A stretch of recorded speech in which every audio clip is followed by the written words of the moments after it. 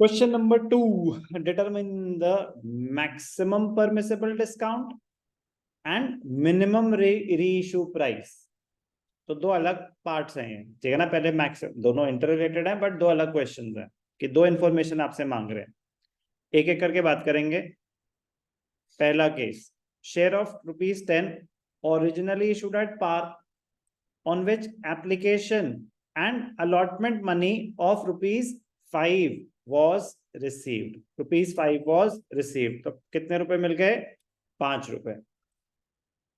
5 was received. तो case 1, amount forfeited कितना है? ₹5। तो what is the maximum amount of discount which can be given at the time of reissue? It is the amount forfeited. कोई doubt? तो पहला part हो गया इसका। And the minimum reissue price, minimum reissue price होता है आप कम से कम कितने का रीइश्यू करेंगे, मतलब इससे कम में रीइश्यू नहीं कर सकते। चलो, डिस्काउंट पे डिपेंड करेगा। रीइश्यू प्राइस कैलकुलेट कैसे होता है? Reissue price is equal to face value minus discount, premium है तो प्लस प्रीमियम, अभी डिस्काउंट है, डिस्काउंट क्या रहे तो minus discount. Minimum reissue price क्या होता है? चलो मैं इस पे आता हूँ, मिनिमम रीइश्यू प्राइस पे। उससे पहले रीइश्यू प्राइस होता है फेस वैल्यू माइनस डिस्काउंट। ₹10 का शेयर है, ₹1 का अगर डिस्काउंट दिया तो रीइश्यू प्राइस 9, ₹2 का डिस्काउंट दिया 8, ₹3 का दिया, ऐसे निकल जाएगा रीइश्यू प्राइस। तो वो बोल रहा है कि किस लेवल से नीचे नहीं जा सकता रीइश्यू प्राइस। तो इसका मतलब मैक्सिमम डिस्काउंट जितना दे सकते हैं उससे ज्यादा डिस्काउंट नहीं दे सकते। तो minimum reissue price is the face value minus simple maximum discount which can be given. तो अगर ₹5 मैक्सिमम डिस्काउंट था तो ₹5 से कम का नहीं बेच सकता मैं।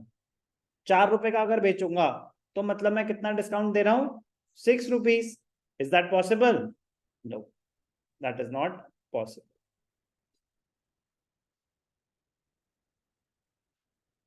प्रीमियम का केस हमने अभी करा नहीं है, इसीलिए आप ये कर नहीं पाए, ठीक है। प्रीमियम का जब हम फोरफीचर करेंगे तो होगा जरूरत, मतलब फिर उसके बाद कॉन्सेप्ट यही रहेगा। अभी मैं मतलब बताऊं कि प्रीमियम अगर मिल चुका है, जो पैसा मिल चुका है वो फोरफीट हो रहा है, जो पैसा मिला ही नहीं उसको कैसे फोरफीट कर लोगे? जो पैसा मिल चुका है वो, चाहे प्रीमियम भी अगर मिल चुका है ना, तो अब आगे जाके हम सीखेंगे कि फोरफीट तो हो गया बट वो किस उसमें जाएगा, आगे सीखेंगे जब फोरफीचर के एंट्री में अगर प्रीमियम मिल चुका है तो उसको इग्नोर किया जाता है। क्या किया जाता है? इग्नोर किया जाता है। प्रीमियम का कॉन्सेप्ट अभी हमने कवर ही नहीं करा। क्यों इग्नोर करा जाता है? क्योंकि पैसा मिल चुका है। इग्नोर मतलब वापस तो देखो हम करने वाले हैं नहीं, फोरफीचर की जर्नल एंट्री में दिखाने की जरूरत है नहीं, क्योंकि उसकी रिस्ट्रिक्शंस कहाँ है? सेक्शन 52 सब सेक्शन 2 बताता है कि उसको यूज कहाँ कर सकते हैं। उसको आप डिस्काउंट, उसमें क्या लिखा हुआ है? It can be use to issue fully paid bonus shares, it can be use, securities premium की बात हो रही है, it can be use to write off preliminary expenses, it can be use to write off expenses related to commission और brokerage और premium on redemption of preference shares और debentures, और it can be used to buy back own shares. It cannot be used to give discount at the time of reissue. तो point, premium की treatment अलग है, premium यहाँ पे use नहीं होगा।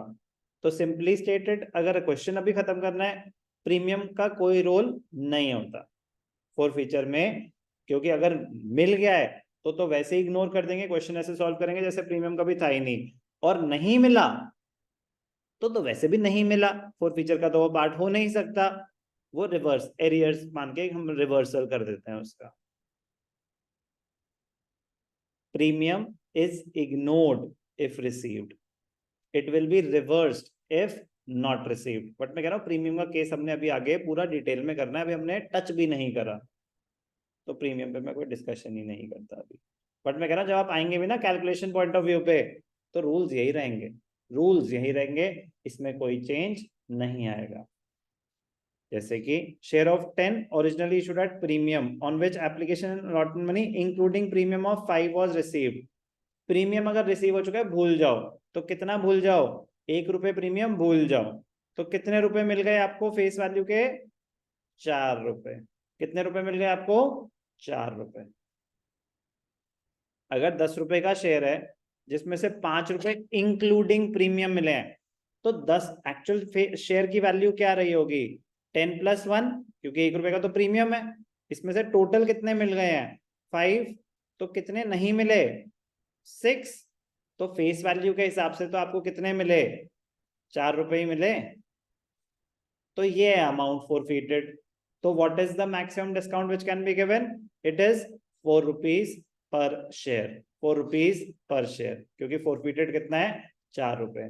री इशू प्राइस क्या हो जाएगा, 10 - 4 विच इज इक्वल टू 6 पर शेयर। समझ आया क्या हुआ। A share of 10 originally issued at a premium of 1 on which application allotment excluding premium, तो मतलब ये फेस वैल्यू है, ये क्या है, फेस वैल्यू। आपको 5 रुपए मिल चुके हैं, तो मैक्सिमम डिस्काउंट कितना दे सकते हैं, 5 रुपए। मिनिमम री इशू प्राइस क्या होगा, 10 - 5, 5 रुपीज। क्लियर है आपका डाउट।